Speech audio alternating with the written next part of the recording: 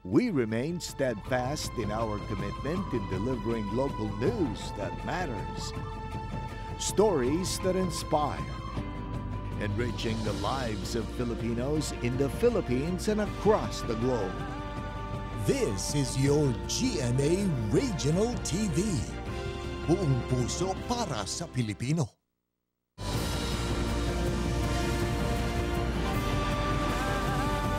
Ito ang GMA Regional TV, One Mindanao.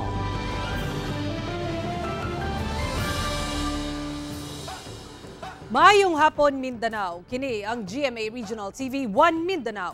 Hatod namo ang pinakadagog pinakauling balita sa Mindanao. Ako si Sara Hilomen Velasco. Live gikan dinhi sa GMA Davao Complex. Cyril Chavez, live gikan dinhi sa GMA Cagayan de Oro Station. Just Tony Humami, live gikan dinhi sa GMA General Santos Station.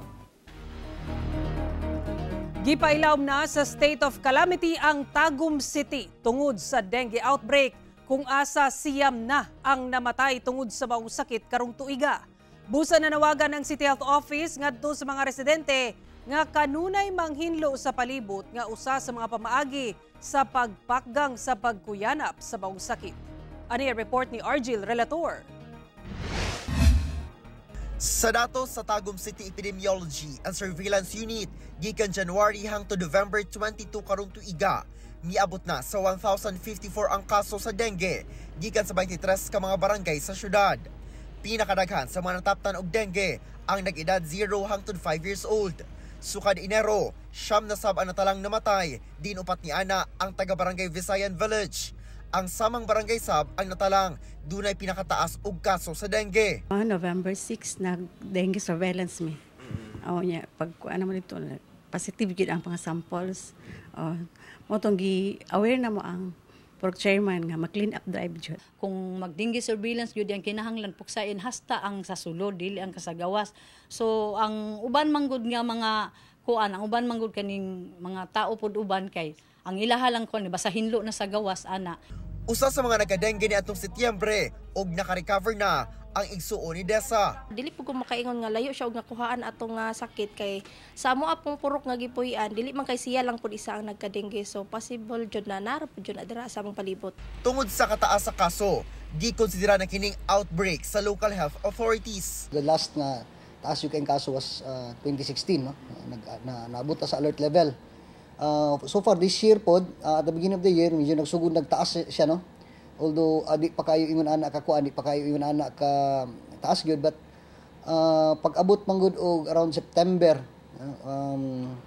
nagsugod nagsaka August, and then pag-abot og September manggod na break na manggod niya ang katong ginatawag natong epidemic threshold, no?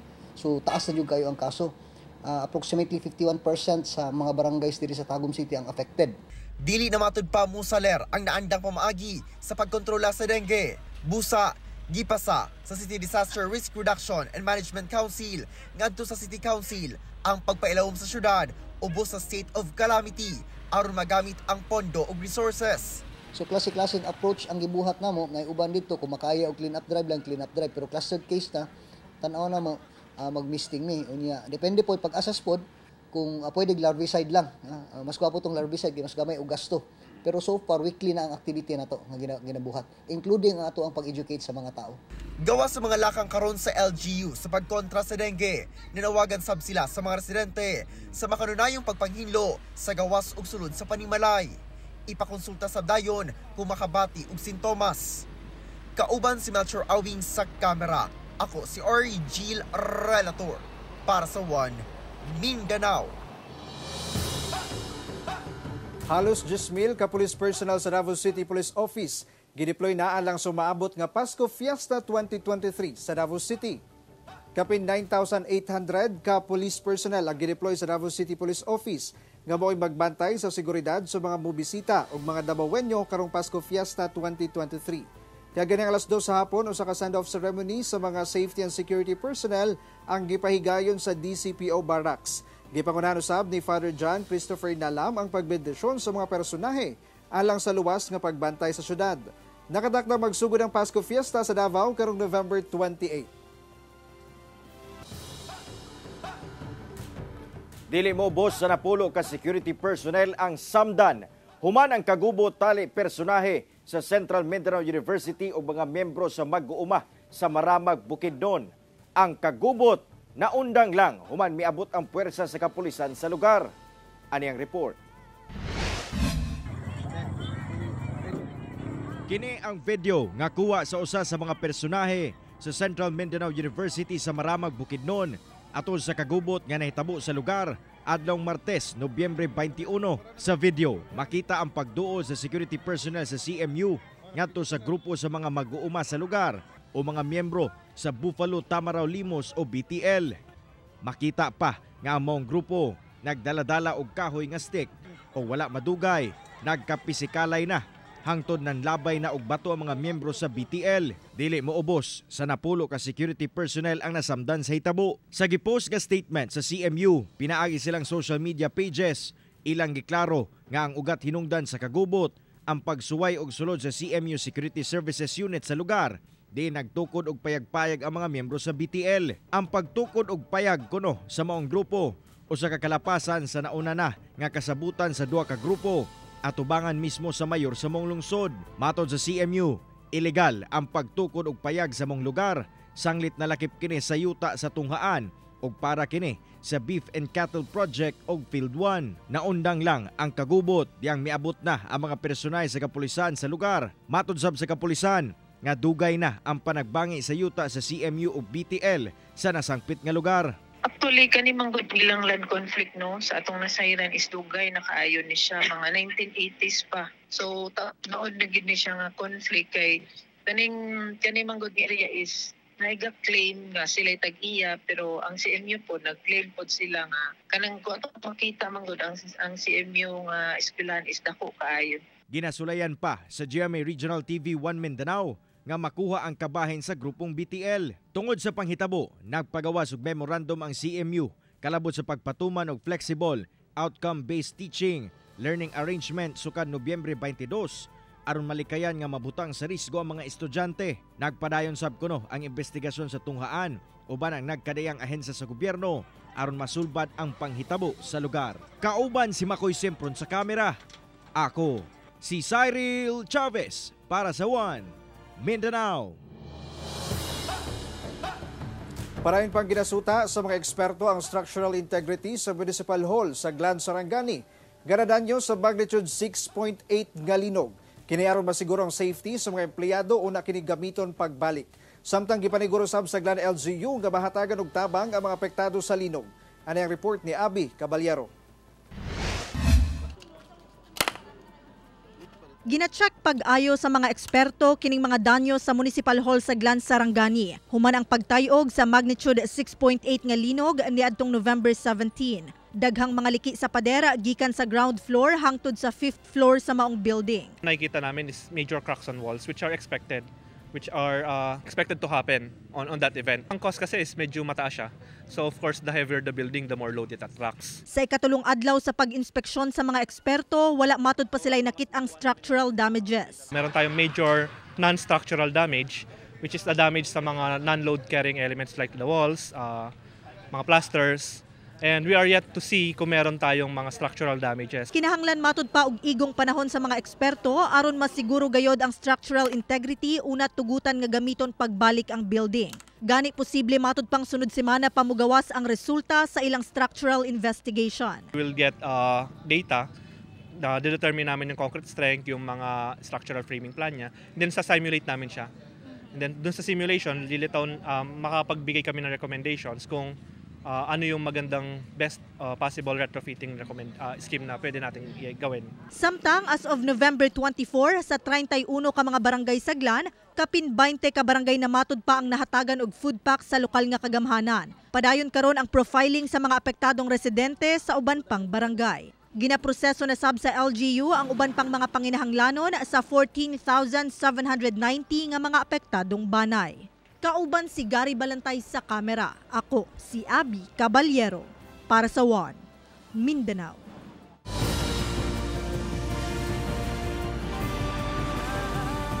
Ito ang GMA Regional TV, One Mindanao.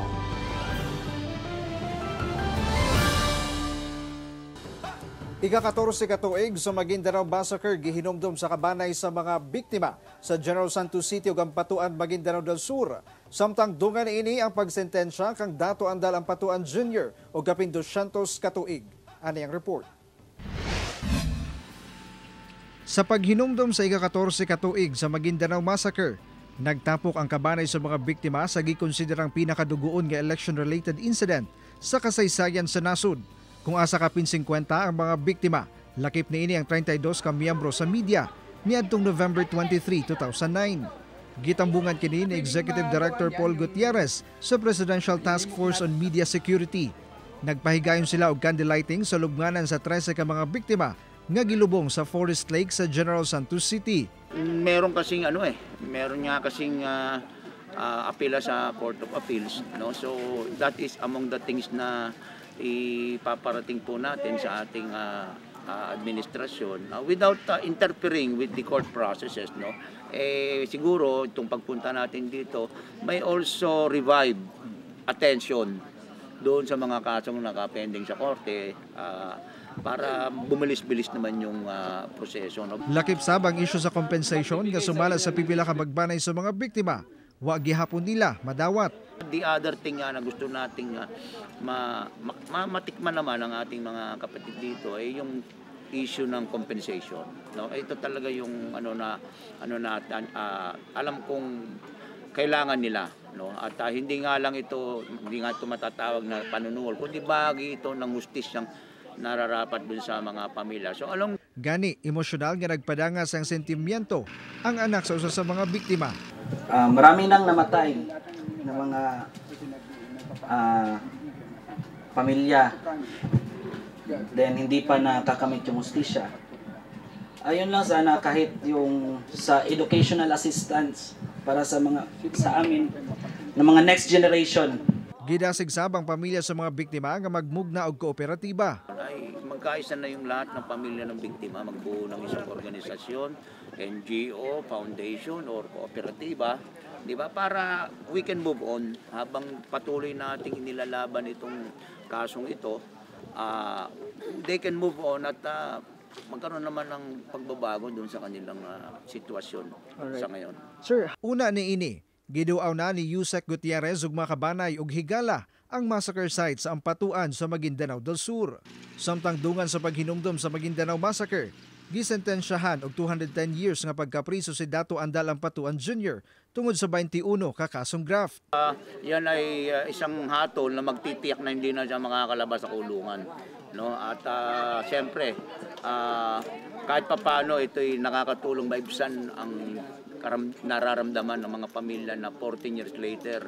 Niadtong 2019, una nang nakonbikto sa Ampatuan Jr., laki pangubang mga miyembro sa Ampatuan clan, guilty sa 57 counts sa murder kalabot sa Maguindanao Massacre. Sumala ni Yusek Gutierrez, doon na nasab sila listahan sa kapin 80 ka mga suspect sa maong massacre nga hangtod karon gawas nun gihapon. May mga pangalan na po tayo nito, 81 suspects po yan at large. Karamihan po dyan, actually, meron na po tayo mga litrato. No? At pinafinalize na po natin lahat yan dahil what I can assure you is before this year is over, ilalabas po ulit natin ang pangalan po ng lahat ng mga suspect na yan. Nakatakda sab nga magpahigayon og inventaryo sa mga questionable wealth sa Ampatuan. Mula na yung proseso ng expropriation. Diba? Kasi kung ano man ang kikitain dito, yan yung dapat mapunta sa mga pamilya. Kauban si Bong Vicencio sa kamera. Ako si Jess Tony Humamil para sa One Mindanao. Usa ka public school teacher og kaipon niini patay sa pagpamusil sa Banisilan, Cotabato. Vice President ug Deputy Secretary Sara Duterte gikundina ang maong pagpamusil. Ano ang report? Dead on arrival sa ospital ang usa ka magtutudlo sa Salama Elementary School ug kaipon niini. Human gipamusil sa wala pa mailing suspect Huwebes sa buntag sa Banisilan, Cotabato. Sa investigasyon sa kapulisan, nakaangkon og mga samad pinusilan sa nagkadaiyang parte sa lawas sa mga biktima. Giilang mga biktima nga sila si Angeline Hamito, 43 anyos ug kaipon niini nga si Juanito Romaguera Jr., 56 anyos, pulos mga residente sa Barangay Wadja, Banisilan. Sa inisyal nga investigasyon sa otoridad, sakay sa ilang tricycle ang mga biktima padulong sa eskwelahan diyang kalit kining gipaarakan. Tinitingnan na po na anggulo ng possible motive itong pamamaril sa kanila. However, sir, hindi pa talaga tayo makapinpoint ng mga suspect. Na-recover sa crime scene ng mga basiyo sa bala sa caliber .45 pistol. Nagpadayon pang investigasyon sa insidente. Nanawagan sa kapulisan sa mga nakakita sa panghitabo na makig-alayon kanila alang sa hinanaling pagsulbad sa kaso. Meron pong 5 na nakolekt galing sa caliber 45. But as of now, sir, hinihintay pa po natin yung result ng kanilang postmortem examination to determine kung ilan po talaga yung exact na wounds ng parehong biktima. Kasalukuyan po nasa case build-up status na po ang nasabing station. Samtang gikondena ni Vice President ug DepEd Secretary Sara Duterte ang maong pagpamusil. Dili lang matud pa kini pag-atake sa usa ka individual, apan lakip na ang pag-atake sa edukasyon ug sa komunidad. Nagpahasubo kini sa pamilya sa biktima ug giawhag ang awtoridad sa pagsulbad sa kaso sa labing daling panahon. Mipasalig sab ang DepEd nga hatagan og luwas nga komunidad ang mga magtutudlo ug magtutungha. Ako si Jess Tony Humamil para sa One Mindanao. Nakatakda na nga pasigaon ang giant holiday tree sa Tagum City karong gabi. Atong sayro ng mga katikaran diha karon sa Tagum City, pinaagi ni Argel Relator live. Argel.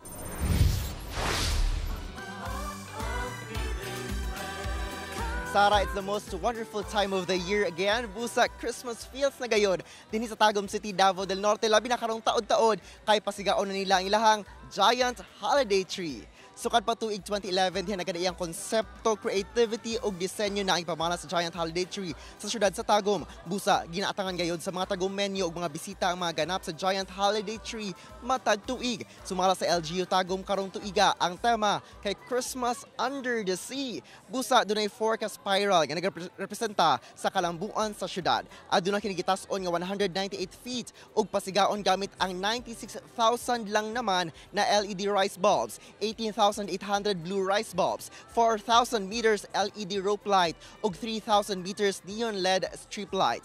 Duna kini 15 lights combination ug 10 layers. Grabe kadaghan di ba mga kapuso? Ug syempre kay lagi under the sea man ang tema. Giadornohan sab kini og sobra 350 ka mga sea creatures ug decorations ug dunay 10-pointed stars. Sara, sa karon ato makita no gilaandam na ang programa ug taud-taud magsugod na gayod ang pagpasiga niining ilahang giant holiday tree gidatangan gayod sa mga Tagumenyo ug mga bisita ingon man ang magarbong fireworks display. Kadang latest gikan dinhi sa Tagum City, Davao del Norte. Balikan nimo, Sara. Alright, advance Merry Christmas at mga kapuso diha sa Tagum City. Dagang salamat, Argel Relator.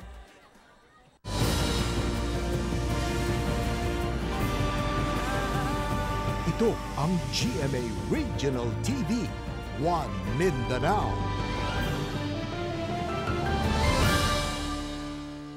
Lalaki nga gingong nagapamaligya og illegal nga sigarilyo sa Cugod Market sa Cagayan de Oro City, gidakop sa kapulisan. Anang report. Dakpan atol sa operasyon batok illegal nga pagpamaligya og sigarilyo ang 28 anyos nga lalaking vendor sa Cugod Market sa Cagayan de Oro City. Ang suspect, residente matod pa sa 7th Street sa Barangay Nazareth ug dugay nang gapamaligya sa Cugon area. Sigon sa Cugon Police Station, nga atol sa operasyon, nakuhaan og assorted cigarette packs ang suspect nga mobalor sa 7,000 pesos. Tanang sigarilyo wala matud pay nakita nga BIR tax stamp, ingon man graphic warnings nga rekisito sa pagbaligya og sigarilyo. Bali siya mo kini mo tagiya gyud sa katong gi kuan gyud siya no. Sa atong gi operasyonan nga tagiya sa mga sigarilyo nga atong mga nakumpiskit. Kasong paglapas sa RA 10643 o Graphic Health Warnings Law ang ipasaka batok sa suspect kinsa gipailawom na sa inquest proceedings. Nanawagan sab sila ngadto sa mga mamalitay nga likayan ang pagpalit sa mga smuggled cigarette og isumbong gilayon sa otoridad kung makamatikod og nagapamaligya niini. Kung nasayod mo nga dili ni siya kuan, dili magini siya allowed, so dili na kita magbaligya og mga illegal nga mga sigarilyo sa atong kani-kanya natong stall. Kauban si Makoy Simpron sa kamera. Ako si Cyril Chavez para sa One Mindanao.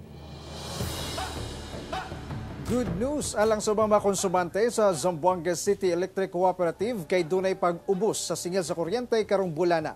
Ano ang report ni Efren Mamak?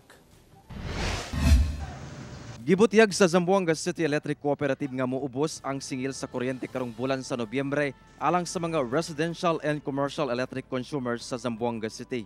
Ana sa 10 centimos matag kilowatt per hour ang giubos niini kung itandi sa milabayng bulan sa Oktubre. Alang sa residential, ana kini sa 10.2 pesos per kilowatt hour kung itandi sa milabayng bulan sa Oktubre nga ana sa 10.3 pesos per kilowatt hour. Samtang alang sa low voltage commercial category nga langkuban sa industrial, public buildings ug street lights, ana kini sa 9.5 pesos per kilowatt hour kung itandi sa milabayng bulan sa Oktubre nga ana kini sa 9.6 pesos per kilowatt hour.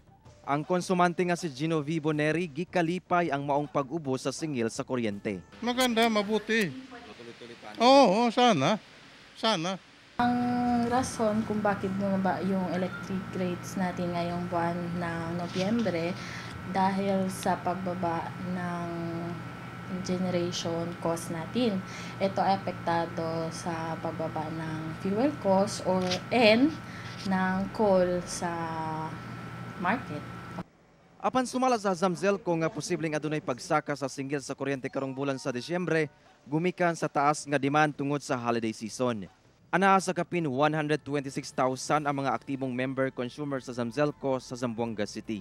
Sa dadating na buwan ng Disyembre, Christmas at New Year, ang payo po ng Zamzelco is as much as possible, tayo ay mag-save ng kuryente sa little ways na magagawa natin. Isa is kapag kung may-ari, pwede natin isarado ang ilaw pag hindi natin ginagamit.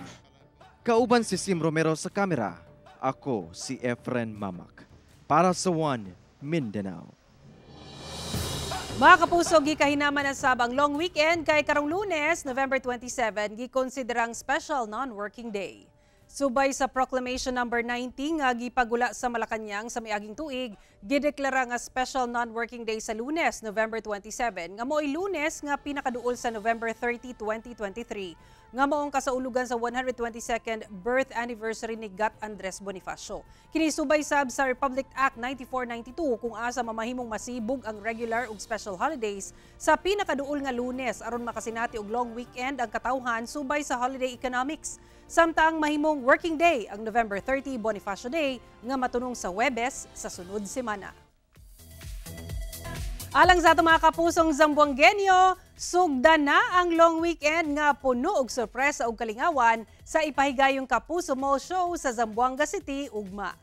Dungan nga kiligon kay makigduyog ang usa sa lead cast sa Stolen Life nga si Gabby Concepcion ug duha sa cast sa Love Before Sunrise nga sila si Dennis Trillo ug Cheska Fausto. Ipahigayon kana sa KCC Convention Center, KCC Mall de Zamboanga sa Zamboanga City, ugma November 25 sa alas 2 sa hapon. Gawa sa kalingawan, doon na sa giandam nga mga sorpresa ug padula ay inyong GMA Regional TV Zamboanga alang kaninyo mga kapuso. Busa, kita-kits! Mga kapuso, 31 days na lang yun. Pasko na! Mao kadto ang mga ulihing balita sa Mindanao karong adlaw. Mamahimo ninyo kining makita pag-usab pinaagi sa pagbisita sa official website sa GMA Regional TV o bisita ang among official YouTube channel ug i-click ang subscribe button para sa pinakaulahing balita. Daghang salamat sa itong mga kapuso sa Mindanao. Ganagalanta ko namo sa itong mga kapuso abroad. Padayon lang sa pagtutok sa mga lokal nga balita matag adlaw tungod sa GMA Regional TV. Local News Matters. Kami ang GMA Regional TV 1 Mindanao. Tibok persa para sa mas dakong misyon ug mas halapad nga pagserbisyo sa nasod. Happy weekend mga kapuso!